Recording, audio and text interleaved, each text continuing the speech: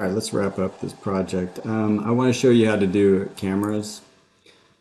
What I'm wanting is a money shot, kind of from this point of view, kind of on this corner. So to put in a camera, you just go to 3D view and you grab a camera. You want to be in a plan mode more than likely, and kind of try to place your camera in what you think is about the right spot.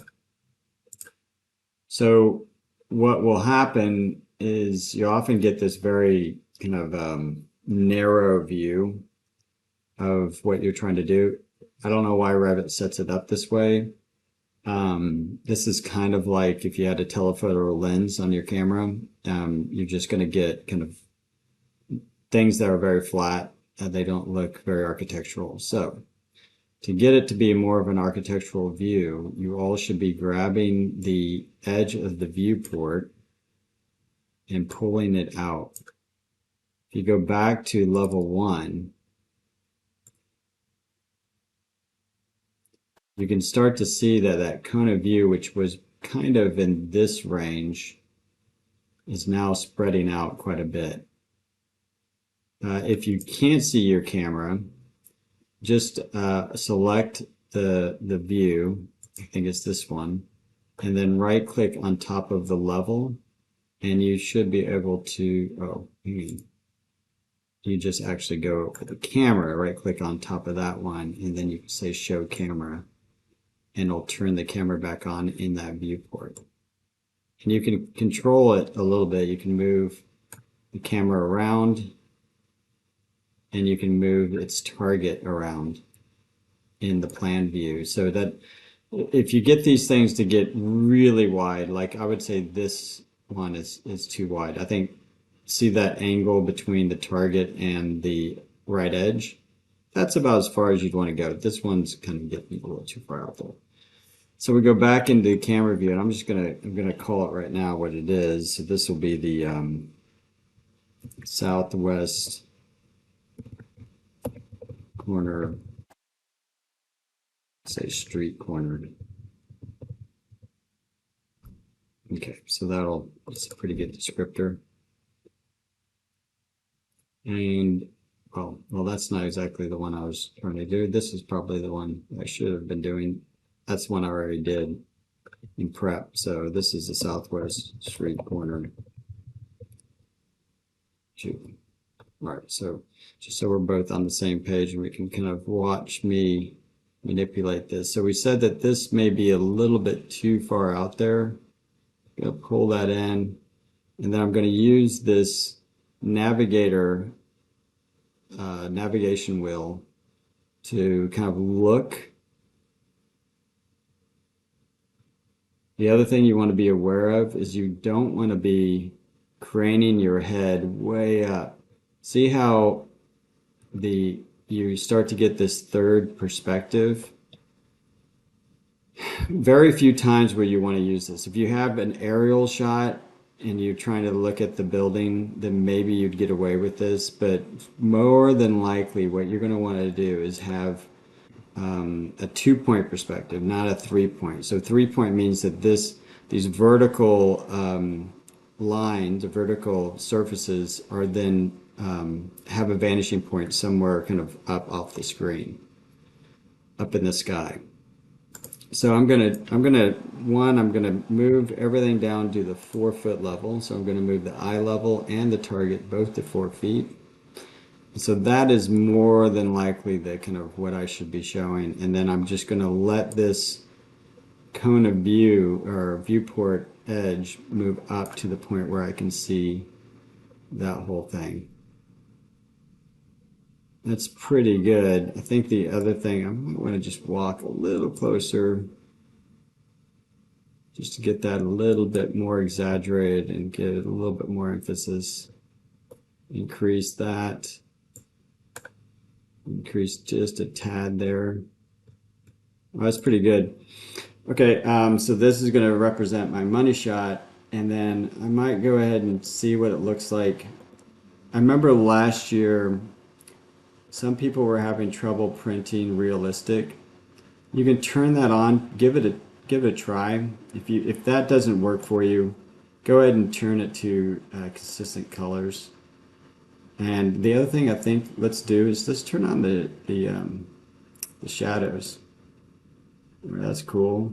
And then again, I'm going to try realistic, see if I can get something to go. All right, so that'll become my money shot. The other things I want you to do, so that's how you mess with cameras. So always, always adjust your viewports so that you almost increase the cone of vision by about twice, roughly.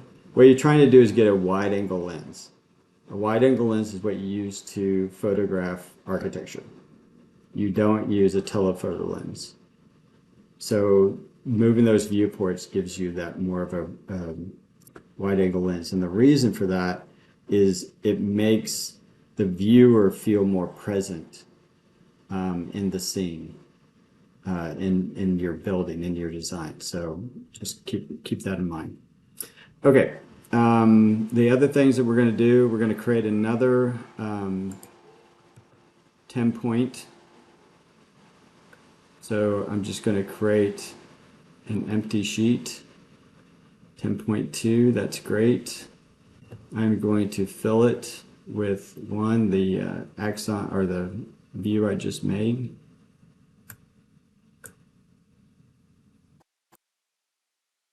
Okay, if I want to change the size of this, I'm just going to select it. I'm going to size crop and scale locked appropriate. I'm just going to move this up to 16 inches and see what it looks like then.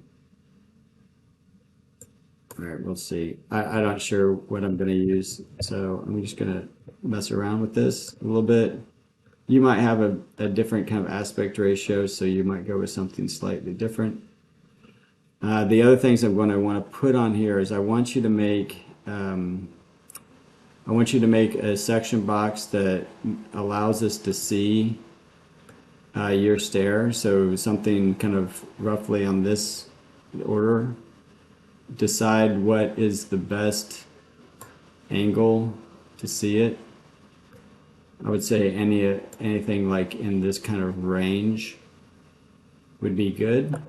And then I want you to go and let's take a look at the west egress stair, and we'll kind of do the same thing. I'm going to hide this wall. And again, I want you to do this. And I'm going to create a section box to get it closer.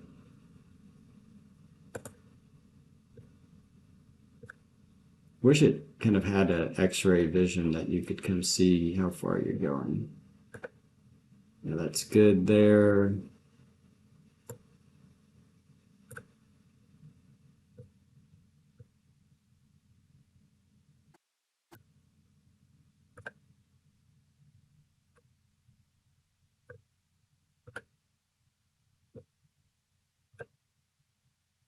All right, I think something like that is pretty good. And so I'm going to go ahead and go to my my 10 point go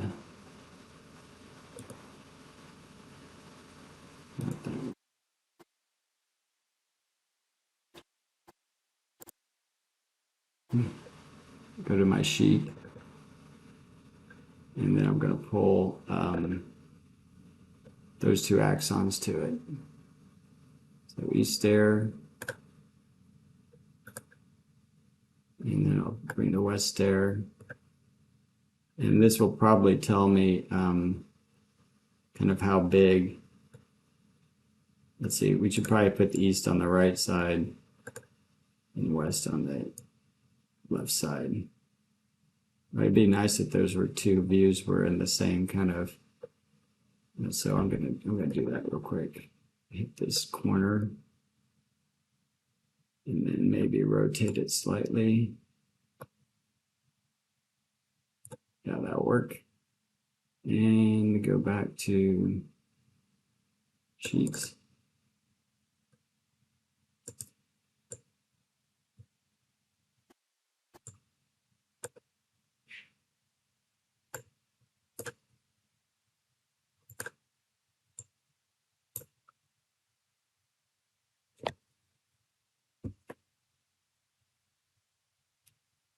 And now We just got to fiddle around with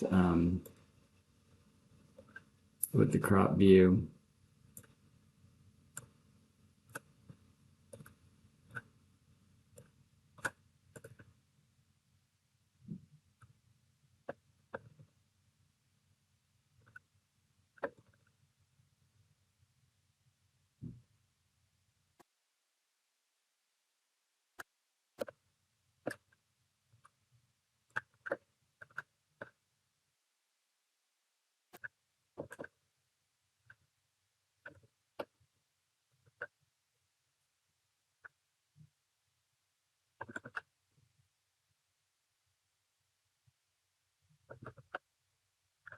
I'd say once you start to kind of muck about with the actual view, I would stay on the sheet, because otherwise you'll probably end up kind of moving around too far, and you'll end up having to crop differently. So what I'm trying to do right now is just kind of try to match the axonometric. It'll just make it more pleasing. And the last thing would be to hide the section box, because that's kind of cluttering up this image.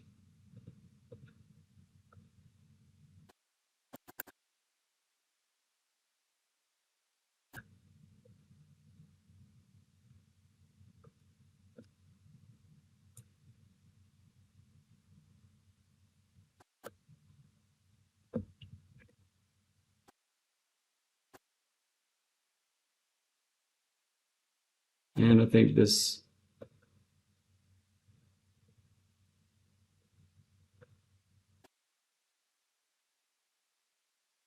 view just needs to be shrunk a little bit.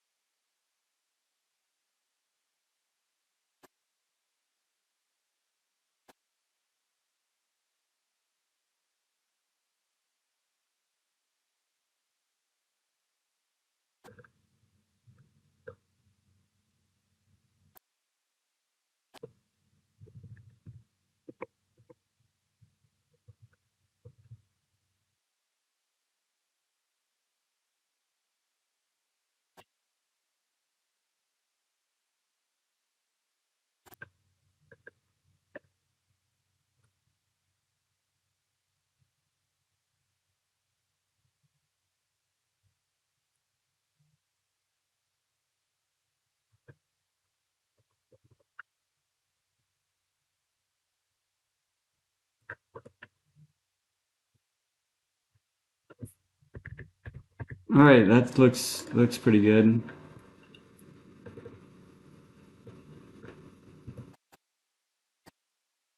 I think that's it's pretty much a wrap. Just try to find a good home for it vertically. And all right, so as far as these go, I'm gonna say go for realistic or consistent color, depending on how well your printing does on all the 3D views. So you'll want to go in and kind of change that. And you're welcome to try out shadows as well. I won't be grading that portion, but if you kind of start to muck about with this, you might find something that you like. If the shadows we'll get into how to track the sun, but sometimes the shadows kind of enhance the drawing, and sometimes they kind of it takes away. So you got to be careful. Right now it's just putting everything in shadows, so I'm not going to do that portion. All right, so the other thing you might think about is locking the view so that you don't kind of accidentally kind of move these around. So once you find a good home for this, you can just go over here and then save orientation, lock view. And I would go ahead, for anything that you're going to turn in, it may be a good thing to go ahead and do that, so that the next assignment you don't kind of lose some of this information. All right, that's it, guys.